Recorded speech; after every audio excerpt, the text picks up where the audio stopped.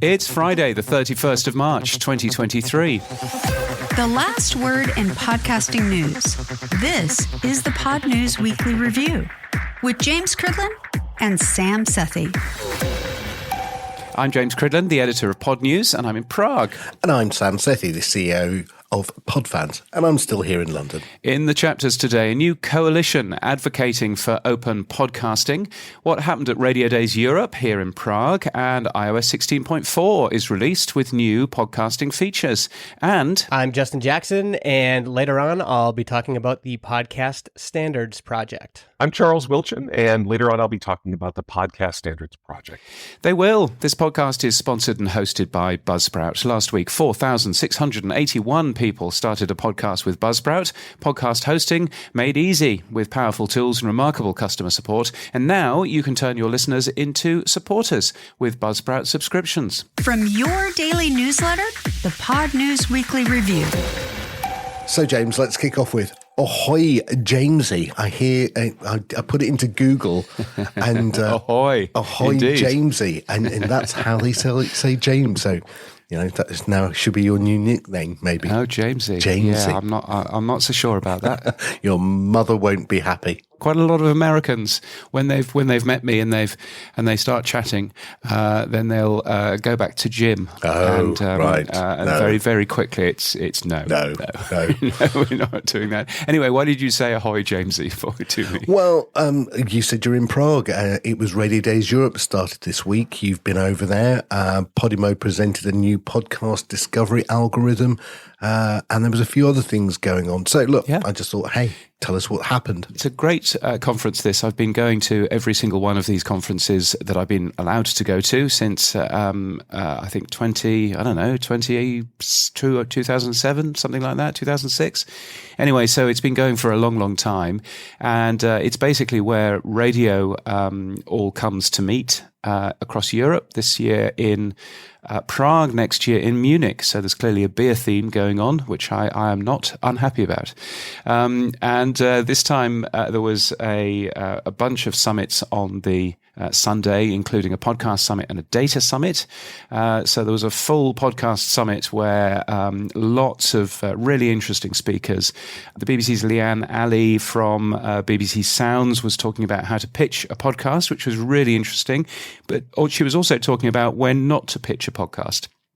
You know, if you want to keep the IP of something that you own, if you don't want to be, have your creative, experience interfered with, then don't pitch it to a big company because they will do exactly that.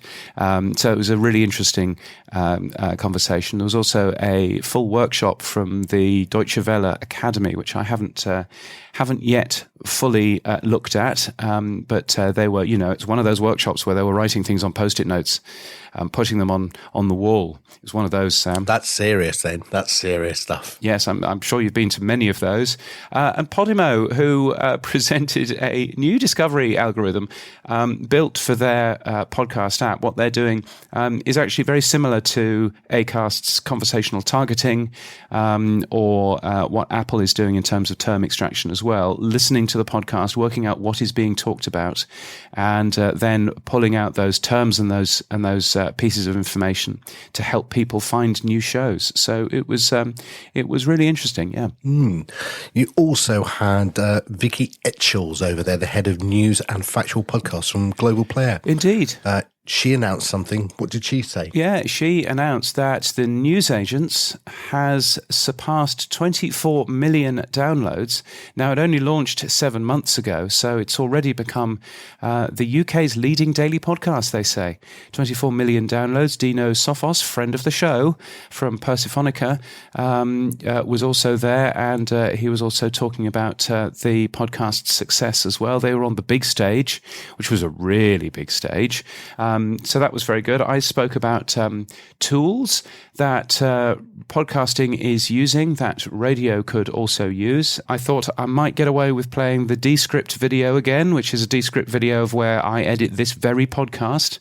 And it still gets, gasps in the room and, oh, how on earth are you doing that? It's magic. And also, how bad is this podcast? So that was entertaining. But no, it was a good. It was a good few days. Well, 2 fun facts about Prague, James, which would please you. Prague locals consume the most beer per capita in the world, so I hope you joined in. And I found you a beer spa to go to, James. It's not too late. You can go and sit in a nice hot tub and have a wooden hot tub, in fact, Yes. and have a lovely local beer. Yes, There well, you go. sit in a nice hot tub with beer in it. In Yeah, it. that's Ooh, that's. no, I'm not the sure. photograph that you have sent through is a picture. Oh, that is beer. Yes. Right. So yes, Prague's beer scene is very lovely if you like Pilsner Urquell or you like Kozel Dark, because that's all you'll get. But it's very, very good. So yes, it's nice to be back. Haven't been back here since about 2008, and the last time I was here, I tell a lie, I was also here in 2018. But 2008, I climbed the television tower because, of course, I did. From the inside or outside? I'm just trying to get clarity. On the inside. On the inside, it's a lovely sort of Art Deco. It's a very strange building, Art Deco, with the control tower sort of halfway up, but it's sort of a rectangular thing in the middle of this tower. It's a very strange old thing. And it's got iron babies on the outside, crawling up the outside. So, yes, very strange. Talking of radio, Odyssey's auction for the radio.com domain was planned to end this week.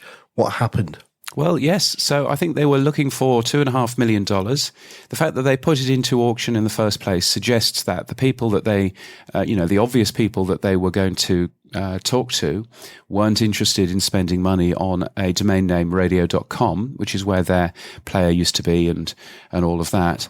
And so they put it up for auction, and I had it diarized for yesterday, which is when the auction would end. So I could go and see how much it eventually sold for, and the answer is it didn't. And they've given it another 90 days in auction. I mean, radio.com is a amazing domain name, but clearly most of the radio broadcasters out there are slightly embarrassed about being radio broadcasters because they don't want it, which seems a bit of a shame. And your bid wasn't accepted then? No? My bid wasn't accepted. Well, it was a minimum of $2.5 million. Oh, sorry. Right. Yeah, so I would have. I'll give them a tenner for it, but I doubt that they'd be particularly interested. I mean, Odyssey, of course, having all kinds of financial issues at the moment, anyway, and potentially. Are they now off the stock market? I don't know. I've not checked recently, but yes, it's not looking particularly good for that company. Of course, they were formerly Entercom, and one of the largest radio companies in the world that also owns Cadence 13 and a few other people as well. One of the other things that was announced while you're out in Prague was a new coalition advocating for open podcasting. Brackets, it's called the PSP for people. What was this? What is it? Yes, this was really good and really interesting news. This has been happening under the hood for a while, and it comes from a nice dinner that I think the folks at RSS pulled together in Dallas last year at Podcast Movement. And what has come out of that eventually is a new grassroots industry coalition, which is called the Podcast Standards Project. And it's there to advocate for open podcasting. And it's quite an illustrious group. It's got a ton of podcast hosting companies in there. Captivate is in there. Acast is in there. Blueberry, RSS.com, Buzzsprout, Red Circle. All of these, really large companies, and also podcast players, which is exciting. Pocket Casts are in there. Podverse are in there as well. So really good to see, a bunch of quite large companies organized. And there's a lot of really good stuff. So I thought it might be worthwhile having a quick chat with Justin from Transistor, who is one of those people involved, and also Charles from Podbase, to find out a little bit more about what the Podcast Standards Project is. Let's just take a quick break. Wyn Harden here from the Manufacturing Matters podcast, where we focus on the technologies and trends that are remaking the modern world. Today, robotics, computer vision, motion control, and artificial intelligence are just some of the technologies helping manufacturing companies to not just survive, but thrive. Manufacturing Matters will talk with insiders to separate fact from fiction, hype from reality, and focus on what's really important. making the world a better place for everyone. Learn more about Manufacturing Matters through the link below or by checking us out on your favorite social or podcast platform. Because together, we can build something better, and that's why manufacturing matters. So it's a grassroots coalition working to establish modern open standards to enable innovation in podcasting, specifically in open podcasting. And the idea is that if we could get consensus amongst the hosting platforms and the listening platforms, that you can actually innovate on top of an open standard. If you can say, hey, all the hosting platforms, let's support this as a standard, and then do advocacy with the listening platforms. So they say, yeah, we'll support that too. Then some cool ideas like cross-app commenting, for example, could become a reality if you get enough consensus, enough people adopting the standard. And we're very much still in the beginning stages, but I see it as a group that's doing advocacy very similar to the Web Standards Project of the late 90s. They were doing advocacy with some big companies, Microsoft, and the idea is to build relationships with folks in all sorts of different areas in podcasting, and then try to say, hey, let's all support this together so that we can innovate on top of the open standard that podcasting is based on. Justin, you're from Transistor, the podcast hosting company. That's right. Yeah. Co-founder of Transistor. We've been around since 2018. Just a small little podcasting company. And Charles, who are you? I am the creator of the pod-based podcast validator. And I created that and also a podcast called For Stuff, which was popular back in its day, over 1 million listens during its run. And I did that as part of creating a podcasting startup that failed. And so I'm still very passionate about open podcasting and doing what I can within the Podcast Standards Project to help promote that. Well, excellent. And I've been using Podbase a lot over the last 24 hours because I've been trying to understand why one of my RSS feeds doesn't work properly. Now you know who to blame for that. Let's move on from that and ask you, who is involved? Which podcast hosting companies? Which players? Yeah, we initially got together at Podcast Movement, and we just got as many people, kind of talked to as many people during that weekend as we could. And so there's folks from RSS.com, folks from Buzzsprout, folks from Acast, folks from Castos, Fireside, Pocket Casts, and Automatic is also supportive. Acast, OP3, John Spurlock, Libsyn, Transistor, Podbean, Blueberry, Red Circle. It's a great list, isn't it? There are loads of people who are involved, and some of the really big names. I mean, Pocket Casts, massive podcast app, which has recently gone kind of semi-open source. So it's great to see them involved, as well as a bunch of podcast hosting companies. And I think it does need both sides of this, doesn't it, to actually work, to break that sort of chicken and egg thing, I guess. Yeah, and you also have to realize at Podcast Movement was the first time many of us had even talked. Yes. And then now, we've been messaging back and forth. This is the first time many of us have interacted. We are in some cases competitors, but we're putting aside any of that stuff and saying, hey, we believe in open podcasting so much that we want to work together on something. In particular, the advocacy part. Hey, let's encourage each other. Let's be I've been emailing more people in the podcast industry the past few weeks than I ever had. And, different podcast players, different hosting. And again, these are my competitors in some cases, but we care about this. And we know we're going to need to work together to make this happen. That's the messy part about an open standard. Creating consensus and moving forward, saying we're all going to do this together, that takes a lot of advocacy work and relationship building. So that's been the focus up till now. And really, we've just been wanting to get it to the point where we could open it up, get GitHub project going so that anybody who wants to contribute and help us move that mission forward can be involved. Charles, why do we need this? We need this because in the beginning, podcasting was an open medium, and it still is. But we have this unfortunate problem where big tech created proprietary audio platforms, and they also called them podcasting, right? So there's kind of an embrace, extend, extinguish thing happening, and big tech's going to do what big tech's going to do. But what we need to do is sort of reclaim podcasting as an open medium. So just like any web page can be viewed by any web browser, we want to make sure anything that calls themselves a podcast can be used with any podcast player. We think that proprietary podcasting, call it closed casting, removes choice. It locks people into one player. It locks creators into a single vendor services. And it also disrupts the relationship between creators and their audiences.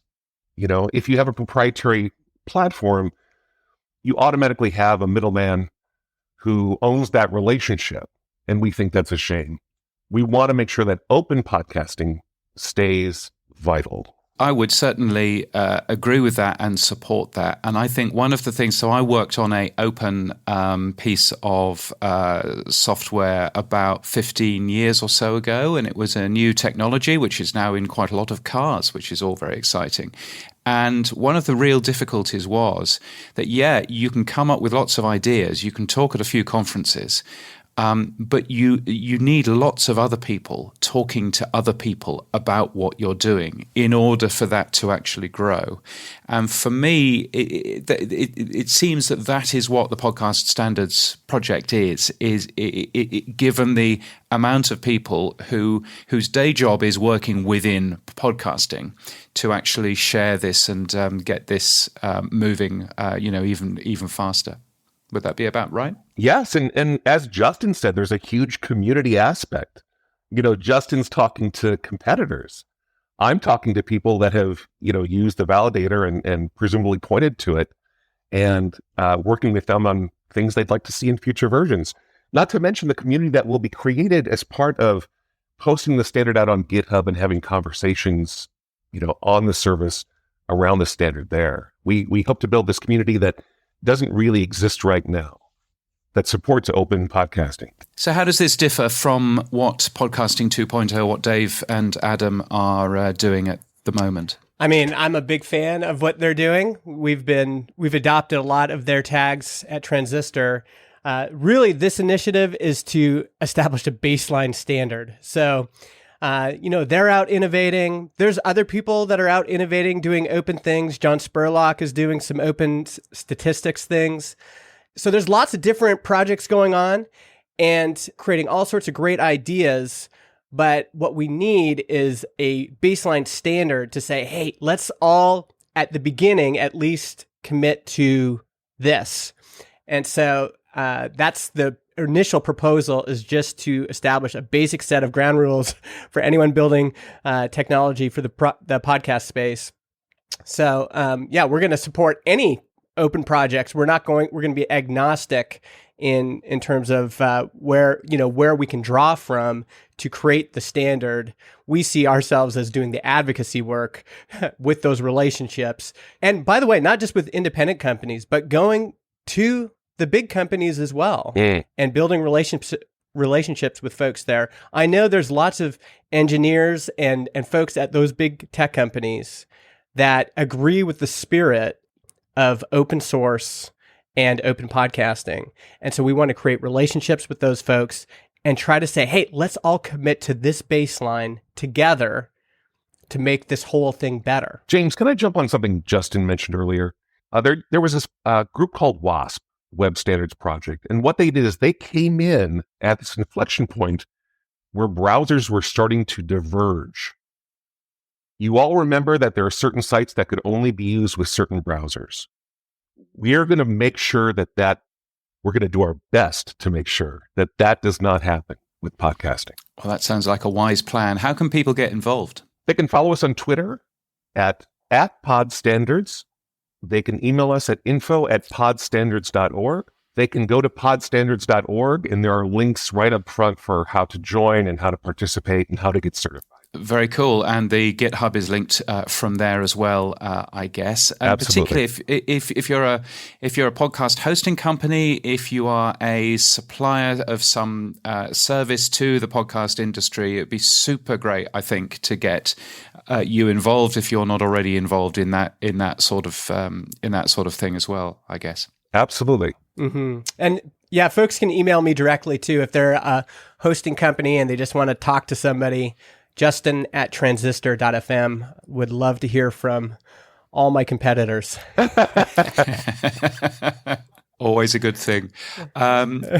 Justin, Charles, thank you so much for your time. I really appreciate it. Thank you, James. Thanks so much, James. There you go, Justin and Charles from the Podcast Standards Project. I'm really interested. I read the blog post, and it was quite funny for me, because they said, we've seen this happen before in the 90s. Microsoft and Netscape added proprietary features to their web browsers, creating user compatibility issues. And I went, why would you know anything about that, Sam? Well, I think I was right smack bang in the middle of it all. So I was the product manager for Netscape's Communicator and Navigator and fighting that battle. So yeah, I vaguely remember it. Yes, I am that old before you ask.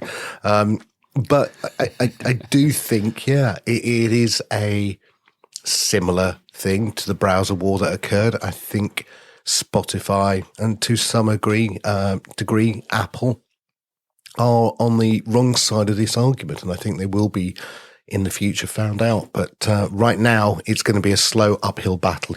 That's often what happens for the open standard side of the community.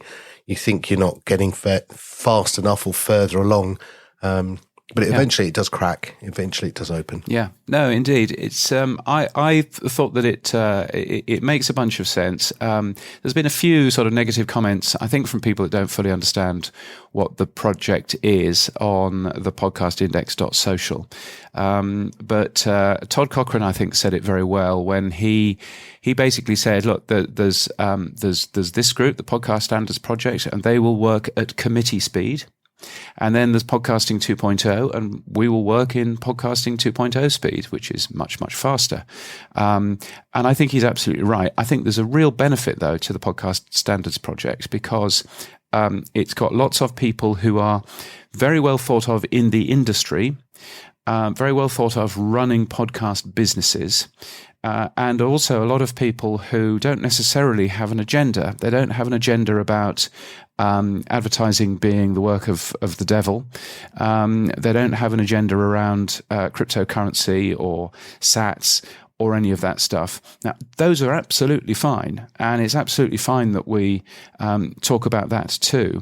But I think this is a sanitized version that will comfort large companies like Acast, for example, who seem very much involved with this sort of thing, but also, clearly who make their money through advertising as well. So I think it's a really good additional group that will be just a sort of more of a welcoming group to certain people in the podcast industry when it comes to working with some of the new standards and some of the new tags. I'm glad when I read the website that they did say, to Adam Curry and Dave Wider, we thank you. Everything podcasting is today has evolved from your genius. This project exists to better understand and protect your gift to the world. Open podcasting, and I'm glad they referenced both. I just wish Dave Weiner would be less of a grumpy old git and just actually come and join everyone and sit instead of on his rocking chair bemoaning it all. And other than that, thank you, Dave Weiner. On the other side, everyone should follow twitter.com/podstandards. I don't know, James, you might know if they've got a Mastodon account as well. No, and I think, again, that highlights one of the differences between this group and the Podcasting 2.0 group, in that they don't have an official presence on Mastodon. But of course, many of the people involved in this group are on Mastodon. And so the conversations have been going, and that's been really helpful. So they've basically got a first standard, if you like. Essentially, a few tags from the new podcast namespace that they know have very few problems about being adopted. So there's things like the TXT tag, there's things like the funding tag and the transcripts tag, which everybody agrees is a great thing. There are still conversations going on around JSON chapters, for example. There's still conversations going on around the person tag and the spammability of that and everything else. But I think actually jumping in and going, okay, these are some of the podcast tags that we are going to choose that we're going to get wider support for is a good thing. Yeah, I had a look closely at this, and it's great that they've documented it's not even a 1.0, it's a 0.9 specification right now. And I looked at the original RS2 specification, and it's very similar. I mean, there's a couple of, certainly in the channel requirements that have been taken that were not mandatory in the original spec that are now mandatory in the new PSP1 spec. So nothing major there. But what I did think was putting Podcast TXT, I'm not a happy boy on that one. It is not fully baked, and I am not sure people are using it. I've had a lot of problems. Adam Curry's had a lot of problems with it. Because it should have been an OAuth type automated system. Yeah, I mean, as you know, I that's exactly what I was calling for, was an OAuth type system, but everybody said, oh no, it's too complicated. And also, let's be fair, Apple basically turned around and said, oh yeah, this TXT idea, yes, we'll do that. This is a great example of, Apple sort of muscling in and saying, no, we want to do it that way, thanks. And this is where this group, because it isn't just a lot of well-meaning friendly geeks at the end of a Mastodon account. It's, some of the biggest podcast hosting companies out there. This group can actually have a bit more of a conversation with the likes of Apple and Spotify and others to actually to actually get the conversation moving on that. So, but yeah, I do agree that there are certain things in the existing podcasting namespace which aren't necessarily fully baked. And I think podcast text, TXT, is one of those that I think actually the standard itself is fully baked. But the problem is that no one has sat down and said how the UI is going to work, how we're going to talk about this particular feature to the consumer. And until we do that, then we'll see the sort of random attempts to support that across the industry. You should never see podcast TXT on any consumer-facing service, but pretty well everybody has put it in there. Yeah, I mean, this week I was doing some demos of Podfans, and Harry Duran, friend of the show, was basically, he's on Captivate, and Captivate have implemented Podcast TXT. Blueberry have done it this week. Buzzsprout will have it. So anyway, we went to do can you verify yourself? Oh, your email's not in your RSS. Oh, he said, I'll go and do it. And he went over to Captivate, did the 24-hour unhide, republished his RSS. We then tried to get it back in, and it didn't give the right email address to the one that he thought it was going to give. So then I had to manually do it locally. And I'm thinking, this is just one user. If I want to then do that across 300,000 people claiming podcasts, which is, an aim I might have, that is crazy. I'm not going to be able to do this. This manual system of trying to get users to find a hidden button in the host service that they turn on, is not going to work. Well, you're talking to somebody that was basically saying that, and my original standard was to put a URL for a callback URL in the RSS feed, so that you pressed a button in Podfans and it would take you to the right place on your own podcast host. Yep. And you would click a button that says, yes, I really do want to claim this. And it would go back to Podfans with an auth token. Yeah. That was my plan. But no, far too complicated. We can't do that. But anyway, I'm sure their customer teams will love the calls that they're going to get. Yeah, exactly. So I think, hopefully the podcast standards project will help with that sort of thing. There is also a certification program, which is essentially just making sure that your app or your podcast hosting company properly supports the tags that are written in the new standard, which I think is a good plan. So watch out for that. out and watch out for the Podcast Standards Project logo on there as well. Cool. Dave Jones, the pod sage himself, is asking on the GitHub which new tags should be in phase 6 of the new podcast namespace. You'll be very pleased, James. Accept guess is being proposed. Yes, well, that'll be nice to see that going through. Even nicer will be to see people start to support it, particularly on the side of podcast, guest booking services and all of that kind of stuff. I had an automated email the other week from somebody who was clearly just sending them out automatically, and it even started with "Don't worry, I'm a human being," and all of that. But it was very clear that he was sending it out automatically, and I know the person responsible, and I sent him a quick email saying, "Please don't do this." Did it start off with "Hi, Jamesy"? It did not. It did not. That's not going to be a thing, Sethi. It's not going to be a thing. Let's move on. Indeed.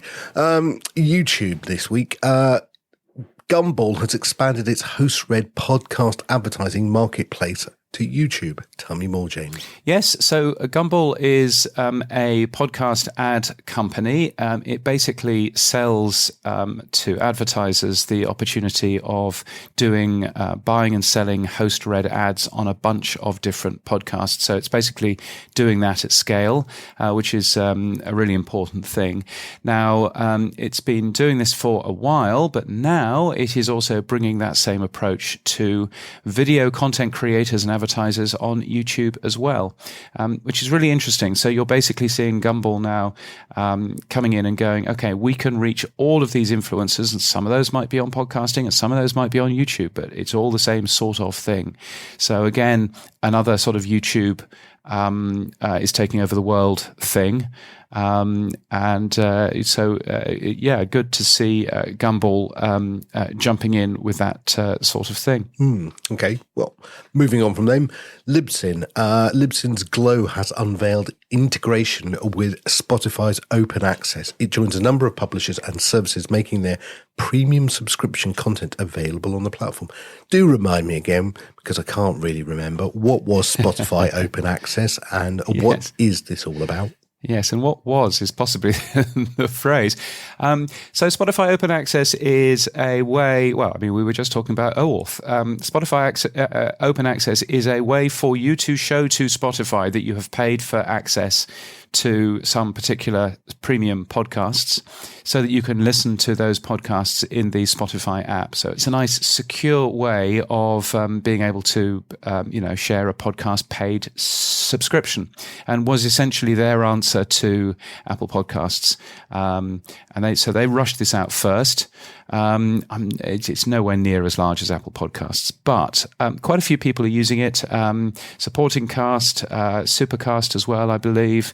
A number of different publishers are using it. Acast said that they would use it, although haven't actually done it quite yet. There's no charge for podcast creators to participate as well, so it's a relatively sensible thing. And Glow, which of course is a Patreon equivalent that Libsyn owns, that is now plugged into the Spotify Open Access service, which is a good thing. No, won't be using that. Now, moving on. You won't be. I just thought I'll be honest and say, look, I won't even be looking at the documentation. But dear. Well done to both parties. Now, yes. Around the world, you're in Prague, but 180 miles away in Spain. Let's have a look there. Almost 60% of Spanish internet users listen to podcasts. That's pretty cool. That is pretty cool, yes. And Prodigioso Volcan has published a set of data about podcast listening in the country. It's actually their 4th year of doing this. And there's some fascinating things. So I highlighted the growth of YouTube, which has seen a growth in this particular set of data of 10 times. There are 10 times as many people consuming podcasts, or say that they're consuming podcasts in YouTube this year than there was last year.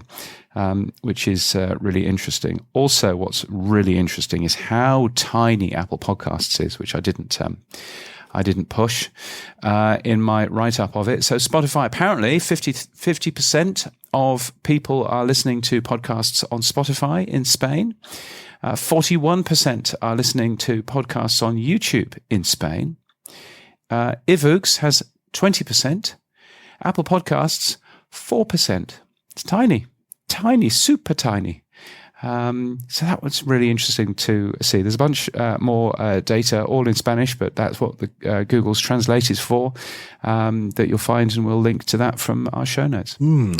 Staying in Spain, nearly 400 companies are part of this Spanish language audio ecosystem. Yes, Dos.che has produced a Spanish audio industry ecosystem map. So it's a large thing for you to stick on your wall with lots of logos in there, showing how they all fit together. It's a really big industry, actually. It's a really big Spanish language industry, including, of course, quite a lot in Latin America as well. But it's certainly something to be more involved with. And finally, still in Spain, how do the podcast recommendation algorithms work? Tell me more, James. Yes, there's a big Spanish article from somebody, and I'm going to butcher this, but somebody called Lord Moreno Catzala. I'm sure that she pronounces none of her names that way. But anyway, she looked into the algorithms used by Spotify and Apple. And there's quite a lot of sort of work of trying to work out exactly how they work in there. But again, quite a fascinating article. And again, that's what Google Translate is for. Good. Now, we might need Google Translate in September, James. Why is that? Well, because Podnews Live, which is our networking event, which we're already taking to Manchester in June. We're taking to London in September. But why stop in the UK? So Podnews Live in Barcelona will be somewhere in Barcelona on the 25th of September. We've set the date. And so very much looking forward to being in September and learning more about the Catalan and Spanish podcast industry. Yeah, and we'll be announcing in a couple of weeks' time who our global sponsor is as well. So there you go. It'll be interesting. Yeah. Right, moving forward, James. Let's go. Right, let's jump into People News. The Podcast Academy board election closed yesterday. No idea when we'll know the results, but lots of good people running for that. NPR has made 10% of its workforce redundant. Interestingly, they have cancelled a number of podcasts, Invisibilia being the big one that everybody knows about. They've also made the embedded podcast a bit more of a larger brand, absorbing a number of other narrative series. But I say interestingly because even though there were 150 job losses, no radio shows were cancelled, which I think shows some interesting priorities at NPR. It's their largest job reduction for 15 years, and it's all due to the economic uncertainty and the fact, of course, that they are both advertising sponsored and also sponsored by grants as well. Hassan Chowdhury has been confirmed as head of partnerships and strategy for Blanchard House. He joins from HBO. Also hired is Mika Schiottino-Nolan as managing producer. Again, I'll have ruined that. She was previously at The Economist too. Lots of moves and shakers this week. If you're looking for a job, Podnews has podcasting jobs across the industry and across the world. They're free to post as well. It'll just take 2 minutes to add a new role at podnews.net/jobs. The tech stuff on the Podnews Weekly Review.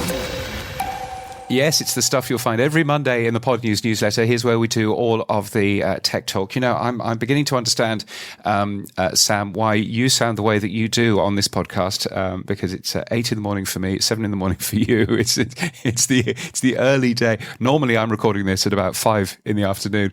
Yes, very much looking forward to some coffee in a minute. What's going on in terms of tech? Your phone will have done some exciting updates, won't it? Your pretend phone. Yes. I'm very excited about it as well. Apple has released iOS 16.4. Now, I'm not normally excited by a iOS update. Safari has included 135 new web features and over 280 polish updates, fundamentally emojis. But they have added some wonderful progressive web app features. So you can now access things like the homepage, you can access badge APIs, but the big one is web apps now can, like native apps, can use push notifications. Yes. So it's really cool. But in podcasting terms, they've added channels in the library. They've added up next improvements, and they've also added up next and browse in CarPlay, which I've actually played with in my car already. They're very excited about those features coming to podcasting. So that's all good news. Anything you spotted at all, James? Yeah, the main thing from a tech point of view, I guess, apart from web notifications, which is super cool. Maybe one day I might get around to actually bothering to code them up on the Podnews website. Then it'd be quite nice to be able to send out a notification with the latest edition. But apart from that, of course, this is the version of iOS that finally stops calling the Apple Podcasts app Apple Core Media some of the time. So we should get rather better stats if you follow the Buzzsprout global stats, which are on their website, buzzsprout.com/global_stats. Then you will probably see the amount of downloads from Apple Podcasts improve because Buzzsprout quite correctly doesn't put Apple Core Media in their chart because it could be anything. But now Apple Podcasts won't be using that. So that's going to be an exciting thing. My suspicion is that Apple Podcasts will go up by 4%. But we'll find out exactly when that's likely to happen. Apparently, Apple is pretty good in terms of people getting the update. So hopefully that'll happen relatively quickly. It's already come onto my phone. So, yeah, I'm sure. It covers iPhone 8 to iPhone 14, which is quite cool as well. Yes, which is good because I have an iPhone 8. So so there we are. Still not been sent your freebie then, no? It is. It's I keep on dropping hints at the good folk at Apple, but then they must have hints dropped every single day of the week. So there we are. Yes, let's move on. Although I do know that the right people from Apple are listening to this podcast because we got a sarky comment, didn't we, last week from somebody at Apple, which is probably not for broadcast. So we had better not. Better not mention that. And sadly, let's move. Yes, go on. I was due to meet Susie, who's head of international podcasts this week, but she's come down with COVID. So, there you go. I was going to get you a phone there. I was going to ask then, Yeah. Well, why not? Why not? Susie is a good person, so I'm hoping that she gets better soon. Moving on. What else is James. going on then? Well, there was a really cool announcement on Mastodon on the Podcast Index Social from Mitch Downey. There's a new library called Transcriptator for converting the various transcript file formats to a common format. It's originally designed to help users of the podcast namespace podcast transcript tag. And I was like, oh, this sounds interesting. And Podverse has already made it live. Why is this useful, James? Yeah, it seems to be very useful because there are a number of different transcript types in RSS. There's SRT, but there's also VTT. It supports that. It supports JSON as well. There are various conversations going on about all of these transcript formats in the Podcasting 2.0 GitHub anyway. But this library essentially covers all of that for you, and you don't have to worry about it. And so you can just write something that just deals with transcripts far more simply, which looks great. It's one of the things that I would like to build into the Podnews podcast pages to actually allow you to see the transcripts of the audio that you're actually playing. And this looks like the way that I might be able to achieve that. So, that's looking really good. Yeah, we should hat tip Stephen Crader and Ryan Hirsch for creating it so quickly. So well done to you two chaps. There's a new podcast out from Mozilla. It's called Thundercast, and it's basically a behind-the-scenes look at them rebuilding Thunderbird, which is their rather antiquated-looking email platform, but they're busy putting lots of new coats of paint on that and making that a bit more modern. But what's really interesting is, so it's a podcast from Mozilla. Mozilla, of course, lots of open source stuff. They publish their listen data in public on OP3. And so when you go and have a look at what apps that podcast is being listened to, you won't see Spotify at number one. You won't see Apple at number one either. Number one is Pocket Casts, which of course is the partially open source app, which is due to get a bunch more features by the sounds of the announcements that were made this week. But also number two, AntennaPod, which is a wholly open source podcast app for Android. So really interesting seeing that. Of course, different podcasts have different users using them on different platforms, but particularly seeing this particular podcast, which has a really defined audience, and seeing what type of platforms people are using to have a listen to it. I just thought that was fascinating. It'll be good to see when, as you said earlier, the Apple Core Media thing changes and John Spurlock publishes the updated data. That'll be very interesting to see what's happened. Yeah, no, indeed, that'll be fascinating to end up seeing. And of course, you can see the download figures for the Pod News Daily in OP3 as well. Just search for a podcast that you're interested in the Pod News newsletter, and if it's measured on OP3, then you get a link to the OP3 stats, which is nice. Some nice press releaseage from a company called Ellipsis Podcasts, who have launched something called Ellipsis Personalized Podcasts, trademark, powered by OpenAI and the latest text-to-speech technology. It's basically another one of these services that goes off on the internet and finds stuff and turns it into text and reads it for you in a slightly robotic voice. But good, we needed another one of those, so that's nice. How many have you got now? 25, 30? I don't know. Who knows? Yes, exactly. And a bit of podcast history from October the 13th, 2003. James, what did you discover? Yes, well, this was Chris Icene, who has basically discovered, hidden away on a website somewhere, the original iPod Apple script. It was the little script that started it all. So Adam Curry basically wrote this piece of code that allowed you to sync your downloaded podcast from Radio Userland, which was Dave Weiner's RSS reader. It allowed you to sync your podcast from there onto your iPod. So arguably was the first podcast catcher, I guess. But that's a piece of proper podcast history. Now, the interesting thing about the iPod script is that actually it was compiled into machine code, so therefore you don't get to see what the original text would have looked like when you decompile it. There are two different versions of the decompiled code, which is on the GitHub as well, and of course, and they both look slightly different because they've been taken from the code. But yeah, it's really interesting seeing essentially the first podcast app all the way back from the 12th of October 2003. Wow. Well, moving on, Blueberry has removed email addresses from RSS feeds by default, and the latest version of PowerPress also does the same. As we said earlier, it's joining a growing number of podcast hosting companies who've removed email addresses from feeds for privacy. And I get why they've done it. Acast was a really bad actor by spamming everybody in the industry.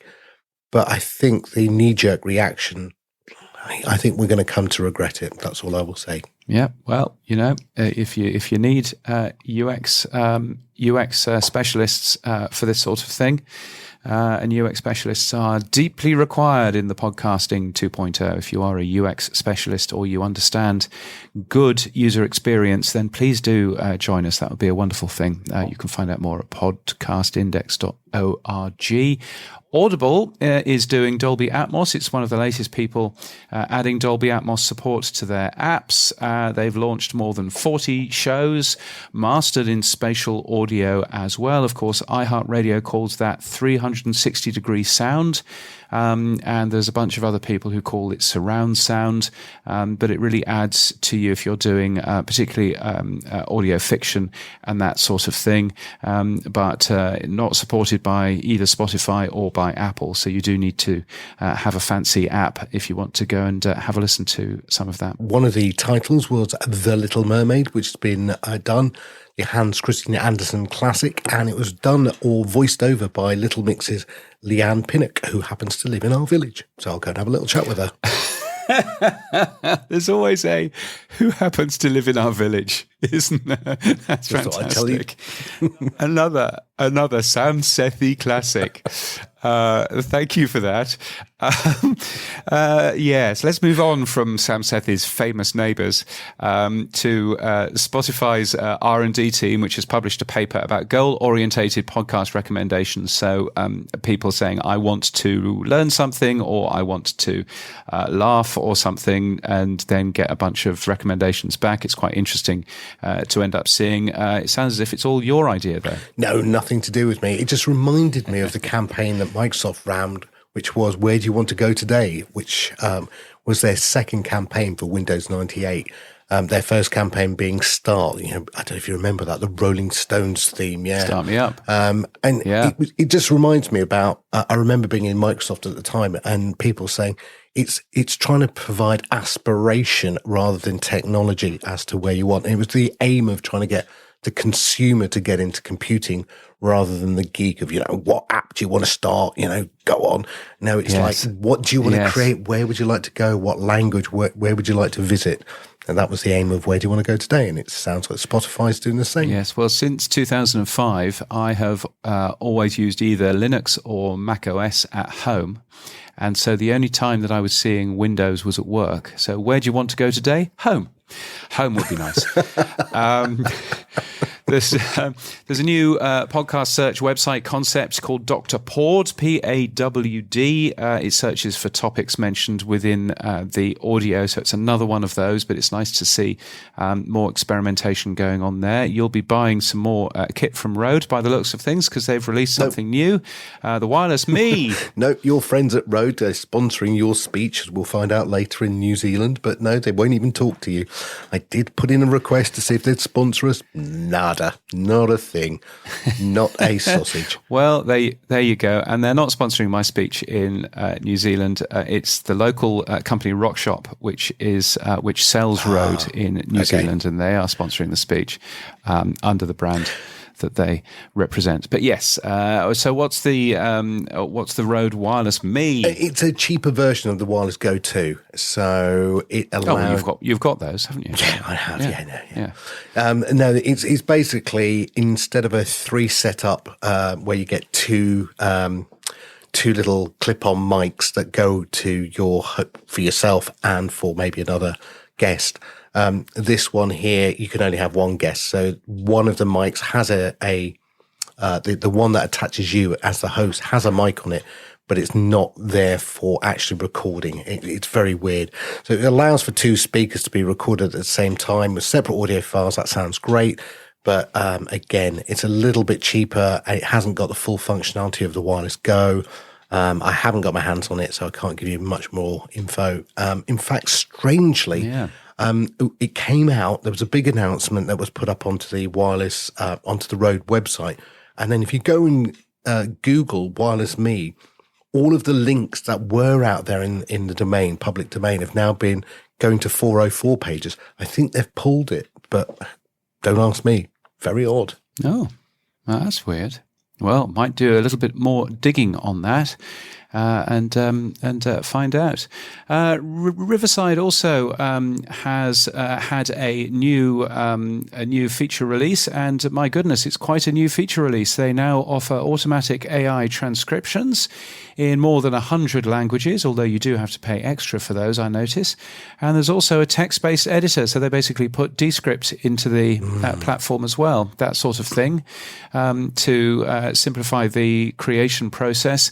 I have noticed that our account has been updated, but I've not actually ended up playing with that. I wonder what that means for the folks at Descript. Well, look, I hands on heart, I am a Descript ambassador, and I love Descript as a product. But I do think they need to up their game fast. I think they've taken the eye off the ball with podcasting, and I think they've gone down a video direction. I don't know why. And so the 90% of people I talk to who use the new Descript actually have the option to go back to the classic version. And we all go back to the classic version. It's so much better, so much simpler. Maybe, they've added bells and whistles to the new version that people go, I just don't know where that icon is. I don't know where that feature's gone. It's not a good update, in my opinion. Yeah. It's more complex, but complexity has failed simplicity, and they have failed in this one. Yeah, so I think it's interesting. I mean, Descript always gets a gasp whenever I show it at radio conferences, but I do think that they do appear to have lost their way a little bit, don't they? So who knows?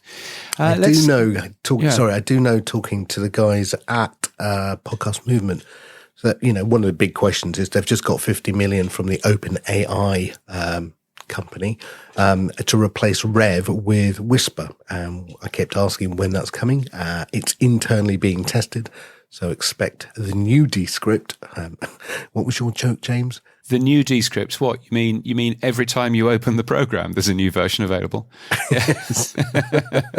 No, this one actually should be a proper new version. So I expect that sometime soon to come out with Whisper. Yes, as opposed to Rev. But of course that's basically something that will benefit the folks at Descript. It won't necessarily benefit the user. No. So you've kind of got that side of it as well. So it's a peculiar thing. One of the things I have noticed with some of the transcript tools is that some of the transcript tools, particularly Descript, transcribes the words and and some of them don't. And actually, depending on what you want your transcript for, you don't want them to transcribe the ums and the ers, but sometimes you do. So if you're using it as a text as a text editor, then you want to see the ums and the ers in your text. But obviously, if you're using it just to compile what somebody is saying into a document, then you really don't want to use those ums and ers. So there's some really interesting nuances that I hadn't actually spotted properly about how these things work. So yeah, I wonder. I mean, looking at what Riverside has done, which has basically said our rock core is remote recording, and now we're adding these periphery services. I wonder whether Descript has to go the other way and say our rock core was transcription or editing. We need to now go and add video recording, remote recording as a service. I mean, it feels like they're all going to go down a stack of services from recording through to editing. Yeah, no, indeed. No, it's all interesting to look at. Upcoming events coming up include the Birmingham Podcast Festival 2023 in Birmingham in the UK, of course. Now, it says here, spoke to Nina Robinson from the Birmingham Podcast Festival. Does that mean that you've spoken to her? I have indeed, yes. And she'll be on the show next week to have a little chat about what's going on and why she started that festival. I'll also be going up to it, so I'm looking forward to that. And yeah, so lovely lady, ex-BBC, worked on a lot of big shows. Yeah, so well done to her. Excellent. Looking forward to that. The Publisher Podcast Awards are going on in London in the middle of next month. Tickets now on sale. You can also virtually attend the awards ceremony. Gosh, can you imagine that? So you can find more details about that. The New Zealand Podcast Summit is in May, of course, in Auckland, which I am speaking at. I'm also speaking at the Podcast Show 2023, which is in London from the 23rd to the 25th of May. There's also all kinds of other things going on, including the British Podcast Awards, which you call the Bambis, which I'm sure they are delighted about. Oh, well, I won't be going to that one, I tell you now. £300 a ticket. £300 a ticket. Yes. Wowee, that's what happens when you get bought by a large company like Haymarket. £300 a ticket, there's a thing. So that's on September the 28th, which is the day after we plan to be in London for our networking event, Podnews Live on September the 27th. So come to London. Our event is a bit cheaper than £300. So, but come to London, you can get two exciting things for the same time. And we just obviously mentioned that we're going to be in Barcelona also in September, but I'm glad to say, James, get your passport out again, get your bag packed. We're off to Mexico City in November. Are we? That's going to be very exciting. I've not been to Latin America before, so Mexico City. How exciting. That's happening in November. More details when we have them at podnews.net/live. Of course, Podnews live in Salford in Manchester on the 13th of June as well. And if you're in London for the podcast show and you fancy coming and having drinks with us, then they are invite-only drinks because we're not made of money and also the pub's not very big. But you're more than welcome to drop us a email weekly@podnews.net and it'd be great to see you on the 23rd of May from 5 p.m. until slightly later. 7. No, about 7. Yeah, a couple of hours. Until 7. I think your wallet party, dries out after that. Yeah, your wallet will be dead by then. That's a party. Right. There are more events, both paid for and free at Podnews. Virtual events or events in a place with people. And if you're organising something, tell the world about it. It's free to be listed. Podnews.net/events. Boostergram Corner on the Podnews Weekly Review. Yes, it's our favourite time of the week. It's Boostergram Corner, where you can share some of the value that you get from this podcast back with us using things like the boost button and all kinds of stuff. We got a boost from Gene Bean, didn't we? Yeah, not a positive boost, this one. I don't know what a negative boost is, but this one is. Kind of bummed you didn't also give Chris Fisher credit for co-hosting the upcoming Value for Value webinar. It seemed kind of odd. Gene, and he sent us a row of ducks, 2222. Gene, I have to say, apologies. I don't know Chris Fisher. I assumed when I read it that it would be Oscar with somebody like Alberto and Ben. So that would be Fountain with, somebody from RSS.com doing it. I should have read that closer. It's Chris Fisher and Nick Molster. Nick Molster being the marketing director over at Fountain. And yeah, so apologies for that. But I'm now following both on Twitter. And I've reached out to Chris to say hi. So, yes. Indeed. Another row of ducks from Gene Bean, 2222 sats, telling us that Toot and Woolly are both nice Mastodon clients. Not aware of Woolly. Is that on toy phones? I imagine it must be on toy phones. No idea. But there we are. Thank you, Gene Bean. I will check that out. We got an email from Matt Cundall, who says, Dave Jones sent you 5,150 sats. What's the significance of 5150? Sam, have you any idea? Well, I didn't, but now I am much more aware, thanks to Matt. So what is it again? Yes, so it refers to the California Law Code for the temporary involuntary psychiatric commitment of individuals who present a danger to themselves or others. It's more generally applied to people who are considered threateningly unstable or crazy. And so Dave Jones sent us a crazy boost. 5150 sats. It is also a Van Halen album from 1986, which is possibly why he sent that's it to probably us. more likely. Yes. Apparently the first album with Sammy Hagar, whoever Sammy is. She. There you go. That just goes to show, doesn't it?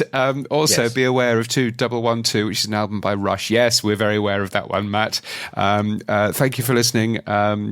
He's a good radio man who's now involved in podcasting in I think Winnipeg in Canada. So keep warm. Adam Curry's sending us sats again, isn't he? Yes, thankfully. Welcome, Adam. The Insurgency Knitting podcast said they care very much about knitting and value for value. So stop the knitting bias. Yes, this is in reference to my interview with Mark Asquith last week, where we mentioned that the small knitting podcast might not be interested in value for value. I think Adam was there. Now, Adam did say, though, I did say that if Adam sends me a picture of him knitting, I know that the world has come to an end. And I just added in our script a picture of Tom Daley, the Olympic board diver. He was knitting at the Olympics. So, yes, There is a thing about knitting, I think. Nice. Well done, Tom Daly. If you get value from what we do, the Podnews Weekly Review is separate from Podnews, and Sam and I share everything from it. We really appreciate your support so that we can continue buying beer in London. You can become a power supporter at weekly.podnews.net. You can subscribe in Apple Podcasts at apple.co/podnews. or support us with sats by hitting the boost button in your podcast app. If you don't have one, podnews.net/new podcast apps will help you find a new app. I would recommend Fountain, and that would be a splendid thing. Now, what's happening for you this week, Sam? Well, I met with Brett and Sandy over at the City University. I went to a career in podcasting on Wednesday night, and that was really good. And also LP was there herself, Lizzie Pollitt. So yeah, very good event. Well done, chaps. Yes, excellent. And you're also going to be on the Mere Mortals podcast, I understand. Yeah. Now, look, this thing about getting up early, in fact, it got doubly worse because the clocks had moved forward the day that before I was due to be interviewed by Karen. So not only was it 6 a.m. when I was being interviewed by him. Yes. But yes. So, but no, lovely chap he is. We spent a couple of hours going through pod vans and yeah. It'll be out in a couple of weeks, I think. Yeah, he's very good. He's very good. So that's a splendid thing. James, what happened for you? We know you were in Prague, but what else happened? Yes, I was in Prague. What else can I tell you?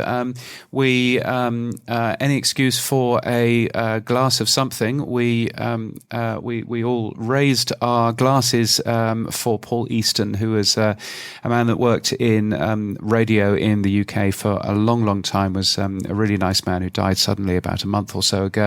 It was his funeral during the week, and so we felt that it was right that on the day of the funeral we all got together to say a few words about him and to raise a glass. So that was a nice, if slightly somber thing to do on 10 o'clock at night in the middle of a conference. But it's also been snowing here. It's really quite chilly. So my Podfans hoodie has been very nice and warm, which is a nice thing. I think you posted a picture of me modelling the Podfans hoodie. Yeah, and somebody thought you looked like the guy from Zoolander, but I won't say why. Yes. Well, there we go. Thank in you my for modelling pink it. Podfans hoodie, Lilac, James, lilac.